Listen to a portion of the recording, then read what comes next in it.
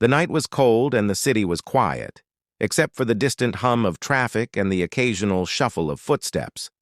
But on the corner of 5th and Main, there was someone who wasn't sleeping, someone who was wide awake, listening for something more than just the sounds of the street.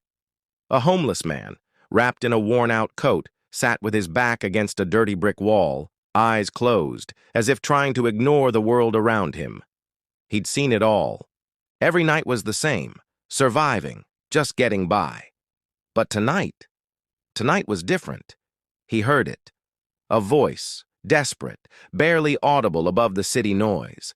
It was a cry for help, an unfamiliar voice, but one that echoed through the cold night like a shattered dream. And for the first time in his life, the homeless man didn't just hear it, he felt it. He opened his eyes, his heart racing. Someone was in danger, someone powerful, someone who didn't belong on the streets. But why did he, someone who had nothing, feel the urge to answer this cry? The man's name was Marcus. A name that used to mean something, back when he had a life, a job, a home, a family. But those days felt like a distant memory now. Life had a way of dragging people down, and he had fallen harder than most. Homeless for years, Marcus had become part of the city's forgotten shadows. But that didn't mean he had stopped feeling or caring. He sat there, on the cold concrete, looking up at the dark sky. His thoughts always wandered back to the choices that led him here, to this corner. It wasn't a single event, but a series of failures, lost jobs, broken promises, addictions, and eventually, the thing that tore him apart the most, the loss of his daughter. She was taken from him when the system failed, when the world simply turned its back. But tonight, something felt different. That cry, the one that tore through the silence of the night, was not just a call for help. It was a signal. Marcus shook, his head trying to dismiss the thought. Why should he care? He was no hero. No one had ever helped him when he was down. But as the moments passed, the urgency of that cry clawed at his chest. It was as if the voice was pulling him towards something larger than himself. Suddenly he heard the footsteps. Someone was coming toward him, a figure cloaked in shadows, walking fast, almost as if running away from something. It was a man, tall and sharp-dressed, with a briefcase swinging in his hand. His face, hard and determined, reflected the same level of desperation Marcus had heard in that cry. And then, just as quickly as it came, the man stopped, looking directly at Marcus. The billionaire. The man in front of Marcus was no stranger to the media. His name was Alexander Hartman, a billionaire tech mogul who had built an empire from the ground up. But right now, he wasn't the man everyone saw on billboards or television. He was just another person, lost, desperate, and fighting against an invisible enemy. Hartman's eyes locked onto Marcus with an intensity that made the homeless man feel like he was being dissected, evaluated in a way he hadn't felt in years. There was no pity in those eyes, only an overwhelming sense of fear, a fear so raw that Marcus could feel it vibrating in the air. You heard it too, didn't you? Hartman's voice broke through the heavy silence. He didn't wait for Marcus to answer. The cry for help. It wasn't just in my head. I know it. Marcus blinked, unsure of what was happening. His heart raced faster. This wasn't how he imagined it would go. This was the man who owned half the city, a man whose decisions shaped the world. And now, here he was, on a street corner in the dead of night, talking to a homeless man like they were equals. Hartman stepped closer, his hands trembling as he pulled out a smartphone and shoved it in Marcus's face. I've tried everything, he said, his voice strained. My company's been hacked. My life's been destroyed. I thought I could handle it on my own, but now it's bigger than me. Someone's pulling the strings and I don't know who. My entire fortune is at risk. Marcus took a step back, instinctively pushing the phone away. The hacker had gone after billionaires, he knew that much from the news. But why was Hartman talking to him like this? Why was he here? Why me? Marcus finally managed to ask. Why come to me? I'm just a guy who has nothing. Hartman's eyes softened for just a moment before his face hardened again. Because you're the only one who can help me. You're the only one who hears it.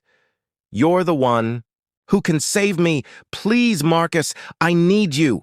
The billionaire's plea hit Marcus harder than he expected. The urgency in his voice, the rawness of his situation, it mirrored his own life in ways he couldn't ignore. For years, he had been invisible to the world, but here was a man who had everything, and he was just as lost, just as vulnerable as Marcus had ever been. For the first time in years, Marcus felt something stir inside him, an old fire, a sense of purpose. He could make a difference. He could be more than just a forgotten man on the streets. But what could he do? How could someone like him help someone like Hartman? The city seemed to stand still in that moment, as if time itself had paused to witness what was about to unfold. Marcus stood there, trying to wrap his mind around everything. Hartman, the billionaire, was desperate, vulnerable, and for reasons that made no sense, he was trusting Marcus. I've made a deal with them, Hartman continued, voice cracking under the weight of his admission. The people who have my company, who've been blackmailing me, they want control. They've threatened to release everything, all the secrets, the data. If I don't comply, they'll ruin me, my reputation, my company, everything I've worked for. Marcus didn't fully understand the magnitude of what Hartman was saying, but he felt the tension building in his chest. A storm was coming. He could sense it. Hartman's face was etched with fear now, his facade of control slipping away. I gave them what they wanted, but it wasn't enough. They want more. They want to control everything. And if I don't act fast, they'll destroy me and everyone I love. A chill ran down Marcus's spine. There was more at stake here than just money. The implications of Hartman's admission were devastating. But something about it, the rawness of Hartman's fear, the vulnerability of this man who had everything, struck a chord in Marcus. I can't let them win, Hartman muttered, almost to himself. I can't let them control me like this. Marcus looked up at him, and for the first time in years, his own instincts kicked in. He had been in situations like this before, not with billionaires, not with blackmailers, but with his own demons, addictions, desperation, betrayal. He had learned how to survive, how to fight back when everything seemed lost. You need to take a stand, Marcus said, his voice calm, but firm. You can't keep running from this. You have to expose them, or they'll control you forever. They don't own you. They only have power over what you let them have. Hartman's eyes searched Marcus's face, desperate for something, anything that would give him the courage to act. It was as if Marcus had spoken the one truth Hartman had been afraid to admit to himself. I don't know how, Hartman whispered, defeated. But Marcus didn't answer right away. Instead, he stepped forward, his hand reaching for Hartman's shoulder. You don't have to do it alone. No one should have to face this alone. You just need someone who believes in you. And in that moment, a bond formed between them, a connection that went beyond wealth or status. It was a moment of shared humanity, where the lines between rich and poor, powerful and powerless, blurred. But as they stood there, the world shifted around them.